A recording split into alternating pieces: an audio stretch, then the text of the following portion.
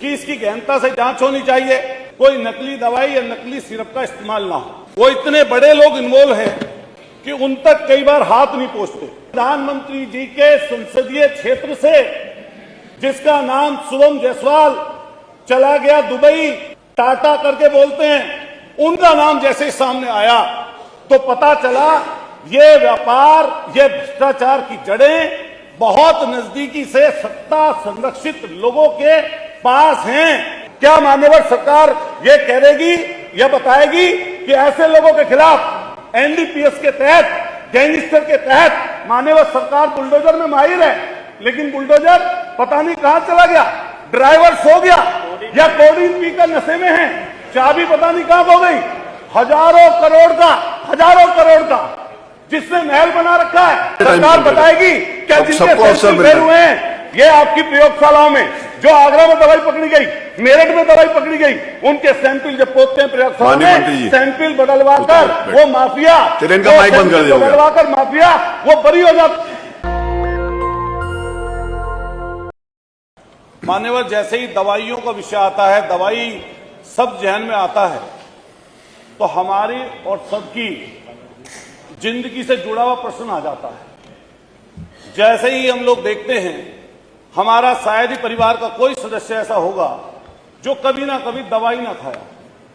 अगर उन्हीं दवाइयों में कहीं पर नकली या नशीली शब्द का प्रयोग हो जाए और या उसकी चीज का संज्ञान कहीं पर आ जाए, तो हम समझ सकते हैं कि हम अपने बच्चों के लिए क्या सोचते होंगे।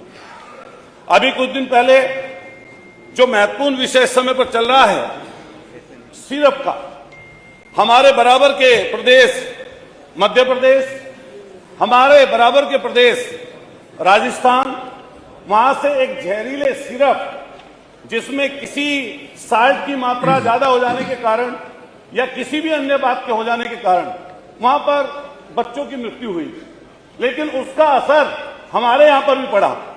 मैंने देखा सरकार की तरफ से कई बयान मिले और उन बयानों में यह कहा गया कि इसकी गहनता से जांच होनी चाहिए और किसी भी तरीके से कोई नकली दवाई या नकली सिरप का इस्तेमाल ना हो। लेकिन मान्यवर, मैंने नजदीक से इस चीज को देखा। अभी जो सिरप का विषय है, इससे पूरा का पूरा जनमानस प्रभावित है। और मान्यवर, इसको अगर हम नजदीकी से देखें तो इसमें कहीं ना कहीं ऐसे बड़े लोग इन्वॉल्व हैं, वो इतने बड़े लोग इन्वॉल्व हैं कि उन तक कई बार हाथ नहीं पहुंचते। अभी मैं जब देखता हूं, 1.5 साल पहले इसी उत्तर प्रदेश के इसी राजधानी में सुशांत गोल्ड सिटी में एक बड़ा जखीरा इसी कोडिंग सिरप का पकड़ा गया था और आनंद फानन में वो जांच उस समय सरकार ने एसटीएफ को सौंप दी। लेकिन जैसे ही एसटीएफ को सौंपी, 18 महीने बीत गए, पता नहीं क्या पर्चे कटे या नहीं कटे, कुछ जांच आगे बढ़ी या नहीं बढ़ी, किसी को कुछ पता नहीं चला। लेकिन भला हो अधिकारियों की आपस की लड़ाई का, गाजियाबाद में फिर एक ट्रक पकड़ा जाता है और जो गाजियाबाद में ट्रक पकड़ा जाता है उसमें जो लोग होते हैं संलिप्त, उनकी जेबों से एसटीएफ के नोटिस भी प्राप्त होते हैं। लेकिन फिर आनंद फानन में 15-20 लोगों का अलग अलग जगहों पर उनके नाम से एफआईआर दर्ज होती है। लेकिन अभी वो चर्चा का विषय है कि कई लोग बता रहे हैं कुछ, कई लोग कुछ बता रहे हैं।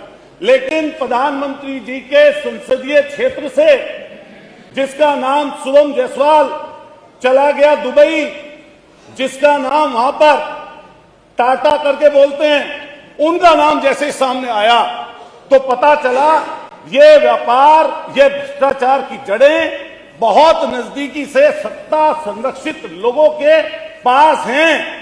और ऐसी समस्या और अच्छा हुआ आपने पूछ लिया नियम 56 वाला भी इसी में पूरा कर दूंगा 5 मिनट। मान्यवर, मैं आपसे कहना चाहता हूं, चाहते थे आप लोग, मैं आपसे मान्यवर मैं कहना चाहता हूं, ये बहुत ही गंभीर विषय है और मैं इसलिए ये वाली बात बोल रहा हूं कि नजदीकी से 128 मुकदमे दर्ज किए गए, लेकिन इतनी मामूली धाराओं में मुकदमे दर्ज किए गए कि सहारनपुर, गाजियाबाद, आगरा, प्रयागराज, आपके बनारस, इतनी मामूली धाराओं में किए गए कि 200 करोड़ की जिसके ऊपर ईडी का छापा डला, 200 करोड़ की जिसकी संपत्ति अटैच की गई मान्यवर, 200 करोड़ की, उस संपत्ति अटैच आपने करने वाले कुछ पूछना है तो व्यक्ति को पूछ लो। जमानत मिल गई, जिसका नाम विभोर राणा और आपके दूसरे का नाम विशाल सिंह है।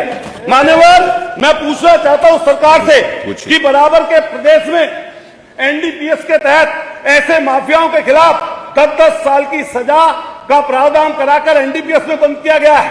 क्या मान्यवर सरकार ये कहेगी, यह बताएगी कि ऐसे लोगों के खिलाफ एनडीपीएस के तहत, गैंगस्टर के तहत मान्यवर सरकार बुलडोजर में माहिर है, लेकिन बुलडोजर पता नहीं कहां चला गया, ड्राइवर सो गया या कोडीन पीकर नशे में है, चाबी पता नहीं कहां खो गई। हजारों करोड़ का जिसने महल बना रखा है, उसके घर पर, धन्यवाद। उस सिपाही के घर पर नहीं आपके पहुंची। 5 मिनट हो गए। मैं दूसरा सवाल पूछ रहा हूं मान्यवर, पूछिए। जो अपराधी आर्थिक और भौतिक रूप लाभ प्राप्त कर रहे हैं, इससे सामाजिक अपराध कर रहे हैं, क्या उनके ऊपर सरकार जब्ती का काम करेगी? एक और चीज मान्यवर, कफ सिरप, इंजेक्शन सहित 205 दवाइयां सरकार की तरफ से जिनके सैंपल फेल हुए, और ये मान्यवर बहुत जरूरी चीज है, जिसमें दिल की दवाइयां, कैंसर की दवाइयां, आपके हाई बीपी की दवाई, शुगर की दवाई। अब उत्तर आ जाने 5 मिनट, 5.5 मिनट हो गया आपके। 5 मिनट से ज्यादा मैं अवसर नहीं दे सकता। नहीं, सॉरी।